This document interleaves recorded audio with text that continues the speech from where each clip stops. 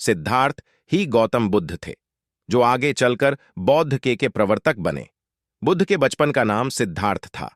सिंहली, अनुश्रुति, खारवेल के अभिलेख, अशोक के सिंहासनारोहण की तिथि, कैंटन के अभिलेख आदि के आधार पर भगवान बुद्ध की जन्म तिथि 533 ई पूर्व स्वीकार की गई है।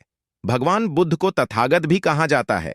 बुद्ध का जन्म शाक्य वंश के राजा शुद्धोदन की रानी महामाया के गर्भ से लुम्बिनी में वैशाख पूर्णिमा के दिन हुआ था। शाक्य गणराज्य की राजधानी कपिलवस्तु थी। सिद्धार्थ के पिता शाक्यों के राजा शुद्धोधन थे। बुद्ध को इनका जन्म लुम्बिनी में 570 ईसा पूर्व इक्ष्वाकु वंशीय क्षत्रिय शाक्य कुल के राजा शुद्धोधन के घर में हुआ था। उनकी मां का नाम महामाया था, जो कोलीय वंश से थीं, जिनका इनके जन्म के 7 दिन बाद निधन हुआ। उनका पालन महारानी की छोटी सगी बहन महाप्रजापति गौतमी ने किया।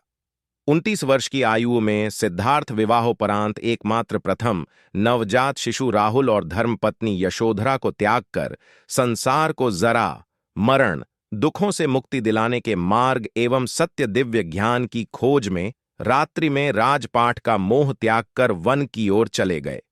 वर्षों अहिंसक बचपन से ही सीखने, समझने, पढ़ने में मेधावी और कुशाग्र था। वह अपने अन्य साथियों से सभी मामले में आगे रहता था।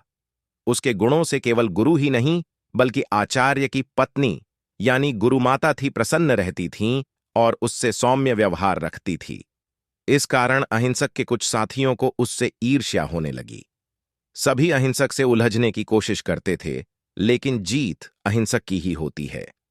तब एक दिन उसके साथियों ने अहिंसक को नीचा दिखाने की योजना बनाई और आचार्य के मन में अहिंसक के प्रति घृणा भाव उत्पन्न करने के लिए कह दिया कि